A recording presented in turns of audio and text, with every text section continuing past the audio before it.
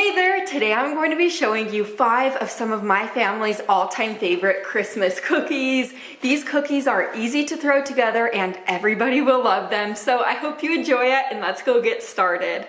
To kick us off today, we are making these Oreo mint chocolate chip cookies. So to my cutting board, we're going to cut up our Oreos. You'll need about a cup of crushed Oreos for this recipe. You'll also want to cut up your Andes mints into smaller pieces. You'll need about a cup of those chocolate mints as well. Over to my big bowl, I'm adding in 1 box of white cake mix. You're also going to be adding in 8 tablespoons of softened cream cheese. I typically just soften my cream cheese up in the microwave and then add in a half a cup of softened butter. I also microwaved that butter until it was soft. Then I added in 1 egg followed by half a teaspoon of vanilla extract and a half a teaspoon of peppermint extract. That peppermint extract makes these cookies so good. I beat this together with my electric hand mixer, or you could beat it together with a stand mixer or just use a spoon. Now I'm adding in our Oreo pieces and the Andes pieces along with a half a cup of semi-sweet chocolate chips. I gave this a stir and then I added in our 1/4 cup of M&Ms. I use the Christmas colored M&Ms, just to make this a little bit more festive. I'm going to refrigerate this dough for about 30 minutes. This is going to help the cookies become nice and fluffy in the end and not get super flat on the cookie sheet while baking. But here we are after 30 minutes. I'm going to scoop our dough onto my sheet pan lined with parchment paper, and I'm just using a cookie scoop to do this. If you don't have a cookie scoop, you could just use a regular spoon. And to make the cookies extra pretty, I like to put a couple M&Ms on the top. That's going to make them look extra nice in the end. This baked on 350 degrees for about 11 minutes.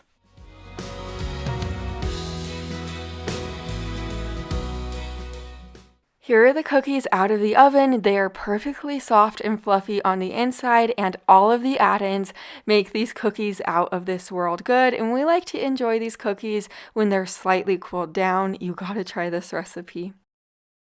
These are my daughter's favorite. We're making these Rolo Pretzels now, so I have my sheet pan lined with parchment paper. I'm going to be adding some of these square pretzels down. Just make sure they're not overlapping each other, and then once you have them placed on your sheet pan, just add a Rolo onto the center of each pretzel. And if you don't want to use a Rolo, you could always use a Hershey's Kiss as a substitute. This will bake in a preheated oven to 250 degrees for about 4 to 5 minutes. After that time is up, remove it from the oven and place an M&M on the center of the Rolo and kind of press it down slightly. And after that, we like to add some sprinkles to the top and then let these cool down completely.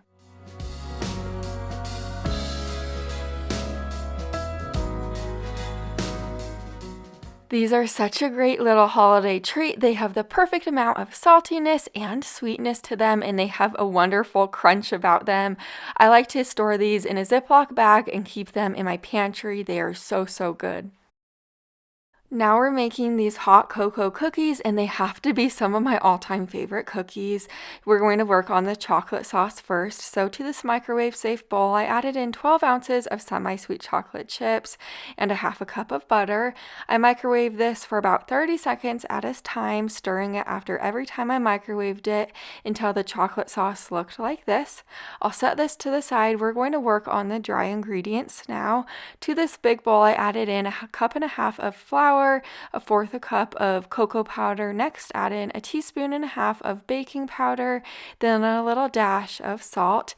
Give this a really good whisk and then set these dry ingredients to the side.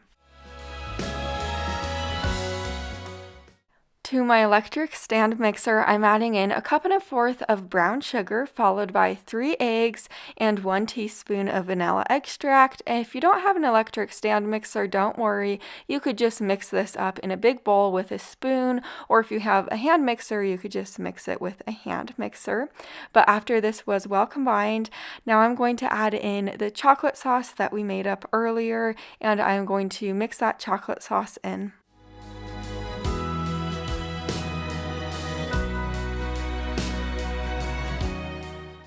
Now that the chocolate sauce is incorporated in well, I'm going to slowly add in our dry ingredients. Just add those dry ingredients in slowly and mix it while you're adding them in. And I did make a little bit of a mess on the countertop with my dry ingredients, but hey, we all make messes sometimes. But now that we have the dry ingredients mixed in, we're going to refrigerate this dough for about 30 minutes to an hour. Kind of like how we did before, this is just going to help the cookies not become flat in the end. But I have my cookie sheet here lined with parchment paper. I'm going to scoop the dough out onto my hands, and I'm rolling the dough into balls, and then I placed it onto my cookie sheet.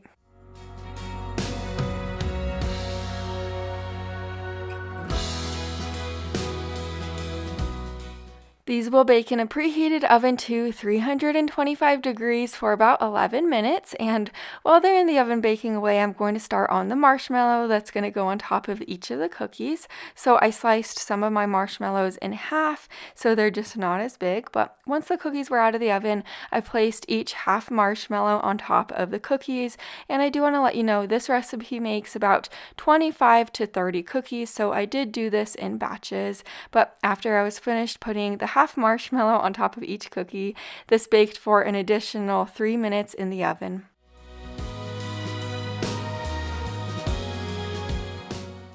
Now that our cookies are out of the oven, I'm going to place them on my cooling rack just so they could cool down, because we don't want to put the glaze on top of the cookies while they're warm. We're going to start on the glaze now. So into this big bowl, I added 1/4 cup of cocoa powder along with 2 cups of powdered sugar, 4 tablespoons of melted butter, and about 1/4 cup of warm water. Lastly, 1/2 teaspoon of vanilla extract. I gave this a really good whisk, and if your glaze is too thick, you could always add in a little bit more water at a time until it gets to a smooth consistency. Now I'm just putting some of that glaze on top of each of the cooled cookies, just like this.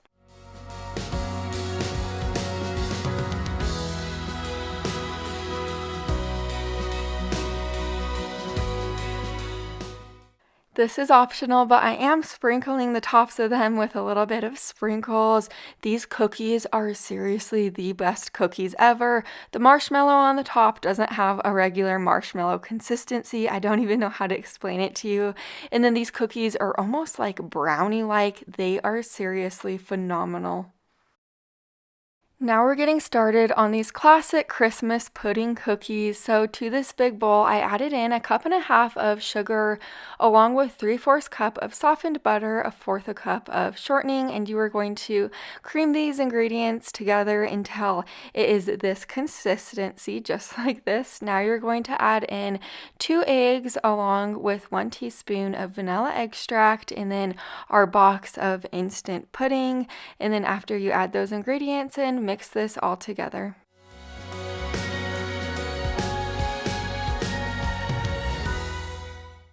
Now that that's well combined, we're going to add in our remaining ingredients: 2.5 cups of all-purpose flour, a teaspoon of baking powder, and then a little dash of salt. Mix this together.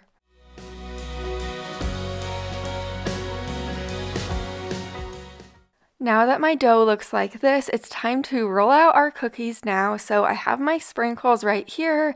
You could use any type of sprinkles you want, depending on if you want to be festive for the time of year. But I placed my sprinkles into this little bowl. Now I'm rolling out my dough, and I'm going to press them onto the sprinkles. Then I'll place them onto my sheet pan.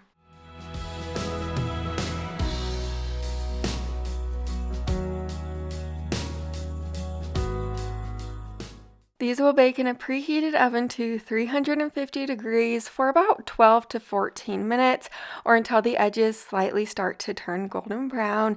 These cookies are so good. They are perfectly fluffy on the inside, and I like how you could use different types of sprinkles to really make them your own. They're really pretty, especially for parties.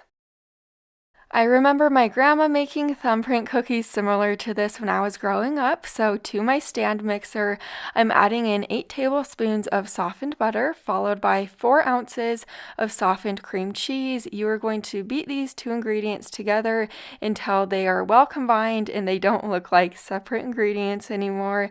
Just like this. Now you're going to add in 1/2 cup of sugar and mix that sugar in.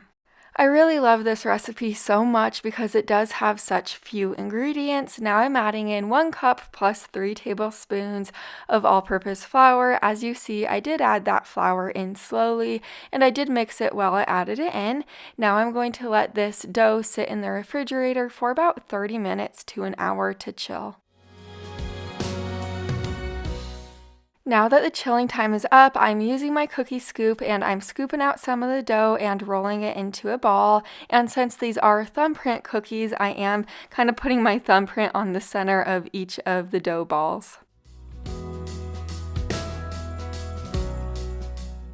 I'm using red raspberry preserves, but you could use any type of preserves that you love. Just scoop about 1 to 2 teaspoons on the center of each of the thumbprint and bake this in a preheated oven to 375 degrees for about 11 minutes. You will devour these cookies. They have the perfect amount of sweetness from that raspberry preserve on top, and they are soft and kind of delicate. You will love them. I have plenty more videos like this on my channel, so make sure you're subscribed so you don't miss any more in the future, and I'll see you in the next one. Bye for now.